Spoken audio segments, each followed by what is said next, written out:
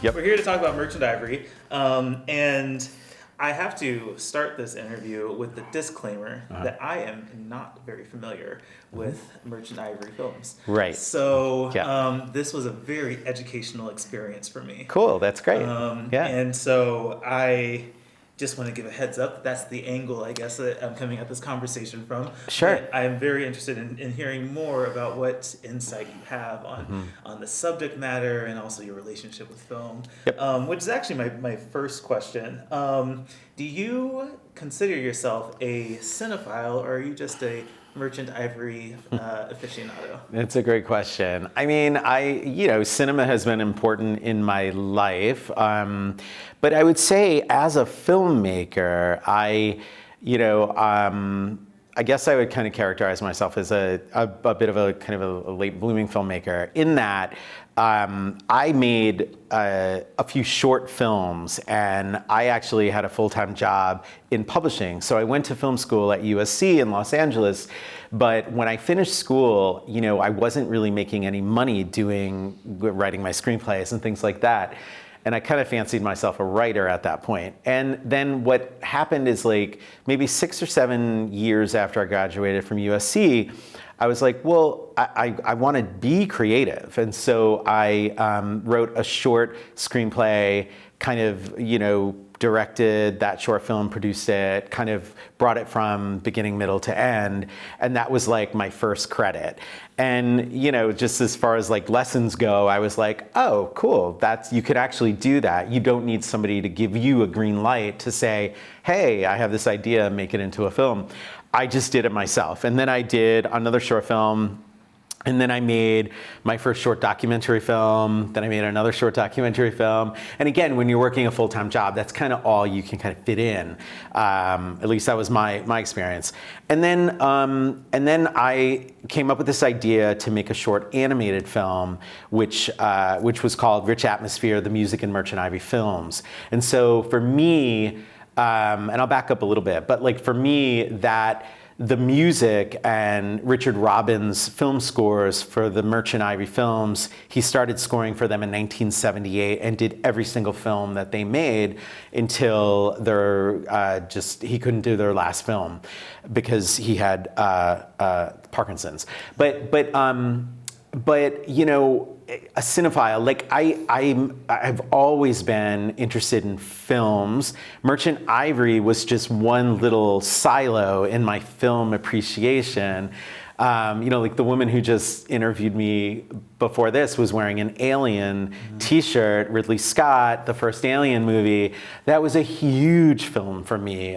Blade Runner was a huge film for me. Quentin Tarantino was an amazing filmmaker. Like Pulp Fiction knocked everyone's, socks off or whatever. And so I've always been obsessed with film. So I guess I probably do fall into that, but I would definitely kind of step out that, Merchant Ivory was just kind of a sliver of that. But those were films that came out in the mid-'80s, late '80s, that when I was a teenager, like I saw those and I was like, wow. And so definitely not Ridley Scott, definitely not, Francis Ford Coppola or whatever, but still meaningful for me, and just kind of a different take on filmmaking, I guess I would say. So that's a long-winded answer to say, I mean, I love films, but I'm not I don't have encyclopedic knowledge. I kind of gravitate to what I like, and I stay there. So very cool. Yeah. So let's jump into Merchant Ivory and this film that is screening here at the Seattle International Film Festival. I guess I am interested in hearing more about what made you decide that this was a film you wanted to make, and how did you approach, what angle did you come at the story from? Yep. So I just say again that making the short animated film Rich Atmosphere, the music of Merchant Ivory films, that's where I started really. And some of that animation from that 5-minute animated film I use in the feature documentary film. It's kind of like the chapter headings for each section of the film is that narration. So it was cool to have that to kind of play with and to put in the feature documentary film Merchant Ivory. But I came at it I finished that film showed it to James Ivory. He did the narration for it. He loved it, and he loved the way he was he was animated and all of that. And I sensed an opportunity, and as a filmmaker, I wasn't afraid to say, you should let me, do my version of the Merchant Ivory story. No one had really looked at the arc of their story and trajectory from the early 60s to, Jim's third act of doing Call Me By Your Name and winning the Oscar for that. And so I just pitched it to him, and Jim is notorious for giving people opportunities. And so, I gotta say, just based on what he saw and how hard I worked on putting that animated film together, which took a year, he was like, sure, you should go for it. And so once he gave me his blessing and the green light, then I was able to kind of quickly move forward, schedule all those amazing interviews that I was able to capture, because, kind of like the gate opened. And that's how it started. And I really didn't know. I didn't know when I was making the animated film that I was going to make a feature documentary film on Merchant Ivory, and I didn't even know what the structure was going to be or anything. You just start traveling, and you capture these interviews, gather the footage, and you figure it out later. And it was a pretty huge undertaking, because this is more than 50 years of filmmaking, cinema history that I was trying to compiled together with all these different voices. Yeah, and these interviews are so insightful, and these conversations are so engaging with the whole how how everything unfolded and behind the scenes, and right. Just all these perspectives on this filmmaking team that we have here. Yeah, and I didn't know that was going to happen, or that Jim would be comfortable in front of the camera talking about his personal relationship with Ismail, because they were partners in business with Merchant Ivory Productions, but they were also life partners. They were both gay. But what was helpful with that is James Ivory published his memoirs, a book called Solid Ivory. And when that book came out, and I hadn't done my final interview with Jim, and when that book came out, I basically said to James Ivory, you need to go on camera and you need to give me this information, because it's important. It's part of the story. And he agreed, and he went there with a lot of private, kind of behind the scenes material. And I gotta say, one super interesting thing is Jenny Bevan is their longtime costume designer. She's won the Academy Award 3 times. Including for Mad Max, and she's wonderful and brilliant. And she saw my film. She worked with them for years. She didn't know half of the stories that were in the film, and you forget about that. Of course, these people come together. They make their film for however many weeks, and then they all go and they live their lives. And so there was a lot of things behind the scenes and privately that even their close collaborators, they just didn't know how the story. So that was really gratifying for me to hear from the Merchant Ivory family, and them saying we learned a lot. That's incredible. Yeah. You certainly seem really, just really active about getting the information that you need, and the projects that you need. Something that I noticed in the documentary is that there are a couple times where interviews get kind of uncomfortable, and I was very interested in hearing more about how you tackle going to uncomfortable places with subjects. Personally, Sure. I do this, and so Yeah. it was something that I was thinking about as I was watching that. Yeah, you never want it to go to an uncomfortable place, or maybe that you don't want it to. But then, exactly. One of the examples that I was that kind of stuck out. You actually call out in the movie with Vanessa Redgrave, and she asks you she doesn't like how you phrased a question in there, and she calls you out on that. Right. Well, and just for context again, the story there is I sent her the questions ahead of time, and she didn't read them, or she didn't look at them. And so we started off on a bit of it goes beyond that, but it started a little rocky in that first she said no, she didn't want to be interviewed. And then James Ivory had to intervene and say, Vanessa, he played the card of Vanessa, we were there for you. You're gonna say no to this? Because I had his blessing at that point. So you're starting from a rocky place. So she said yes, she would do the interview.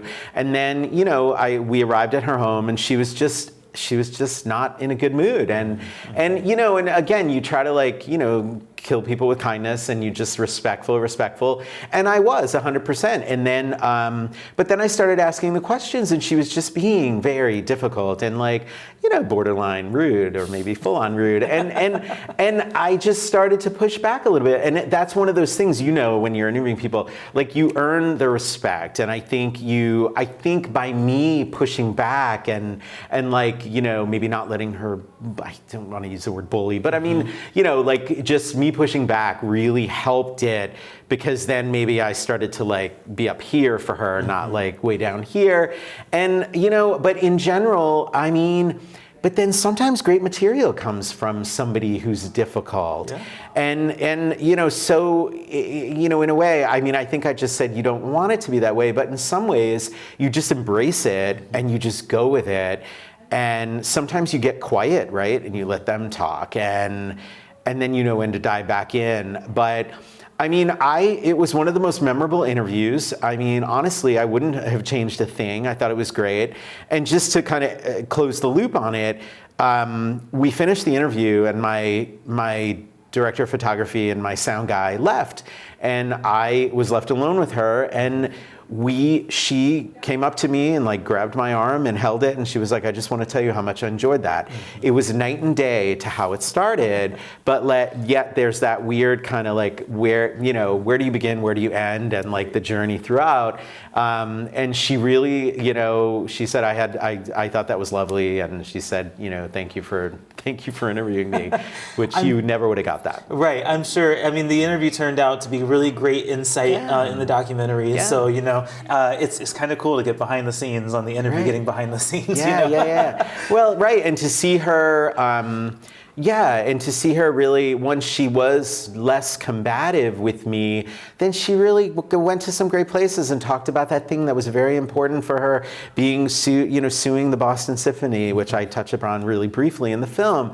And Merchant Ivory came to the court to testify on her behalf. Mm-hmm. So I mean, we never would have, you know, so those things, that was important to her, and so I wanted to like include that along with the more kind of testy moment. Yeah, no, because it's good viewing. It was. And I think it was very elegantly put in, inserted into the documentary. Thank you. You know, well done on that. Something else that I was thinking about with this documentary is that we see collaborations and partnerships, these recurring collaborations and partnerships in the filmmaking world all the time. And so I guess I wanted to know, in the process of making this documentary, what do you think it is that makes these collaborations work? Oh, that's a great question.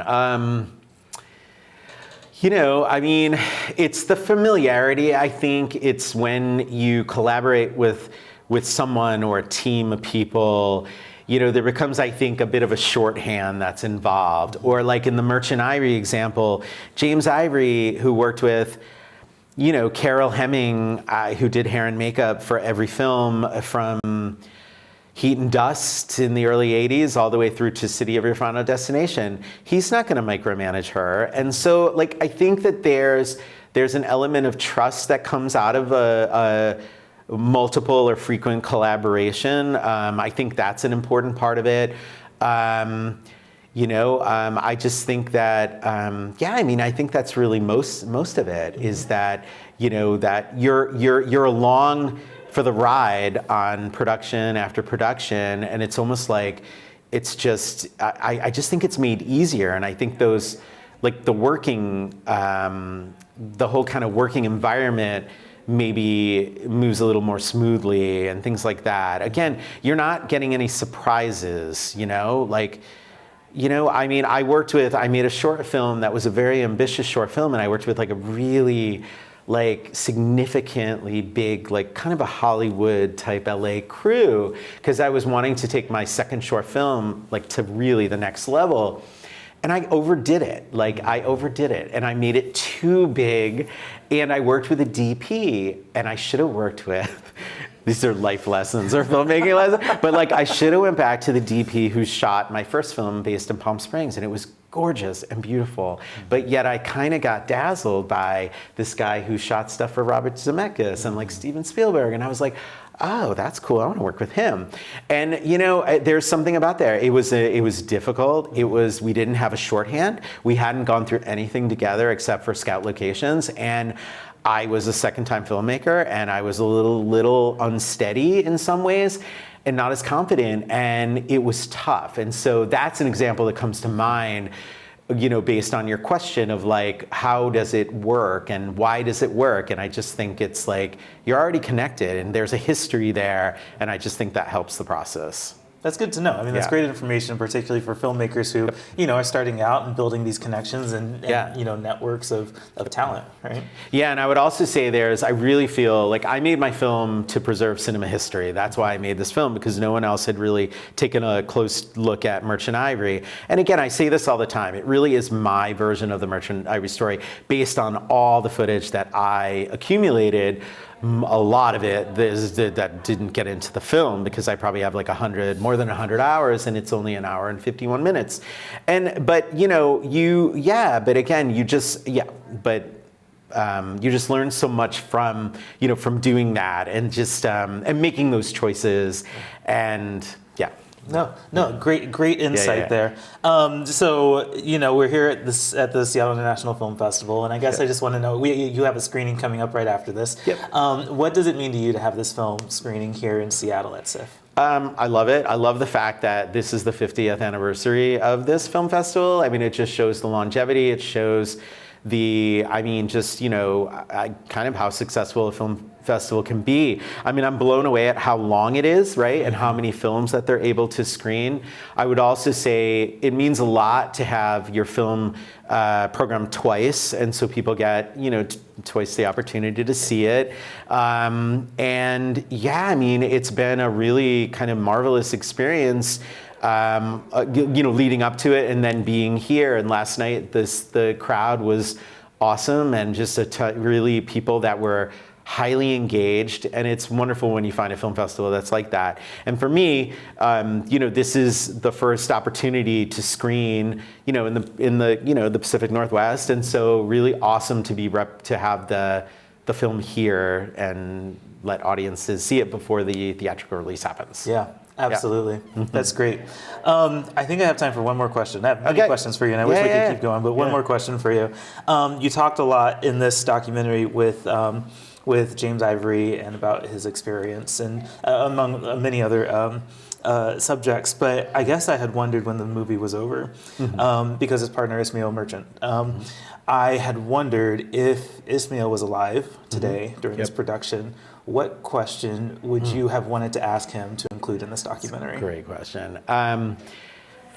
So Ismail, I mean, he was ahead of his time as a producer, as an independent producer. And, you know, I certainly, just like I was able to secure James Ivory's support and blessing to make the film, and you know, it would have been extremely important for me to have secured that from Ismail. I mean, question, oh God, I mean, you know, I would probably, you know, I would probably more lean towards, he was very proud of his directing and the films that he directed. I mean, he was an unbelievable producer who, like every single project that Merchant Ivory started, Ismail got it over the finish line. So when you're talking 43, 44 feature films, like the fact that he did that time and time again and had to kind of literally travel the globe to secure money to finish films, it's a very, it's just crazy, but it's very inspiring. But I think I would probably, if I had to like pick a question, I would really get him talking about why he directed, why he wanted to direct, you know, and what about directing, you know, what made it different, you know, or what made it more kind of enticing to him? What was he able to express in himself and the things that he cared about through the films that he directed? So I would get him talking about that. And I don't think he would want to answer my questions about his personal life, but I would certainly have a couple of questions there based on things that I've learned about certain other partners that he had and kind of where things that he gravitated to, and I'm just fascinated by that, by Feel some like of that. That's a sequel in the works. Yeah. Yeah, but really, but the last thing I'll say is a really nice. So I had a big a premiere of the film at the British Film Institute. We played at BFI Flair in March, and Merchant Ivory's longtime producer Paul Bradley was at the screening. And he produced for them for 30 years. He was an executive producer on from Heat and Dust all the way to the end. And Paul Bradley said, he sent me a note afterwards and said, Ismail would have loved the film. And so I know that Jim likes the film a lot, and is supporting it 100%. But that was really wonderful because he's the second figure. Jim has to anchor the film, but Ismail, I tried to put him in there as much as possible and get his voice in there through the archival footage and stuff like that. But that was really wonderful to hear, and it is gratifying that Jim said something to me after he saw the final cut of the film. He said that I had done what no one else had done before. He said, "You captured us." And so that to me, I'm lucky to have distribution, and I'm lucky the film is finding its audience, but that's why I made the film, is for James Ivory and to preserve cinema history. So that's incredible. Yeah. Well, congratulations, Stephen. Well, thank you so much. Yeah, and thank you for engaging with it and enjoying it.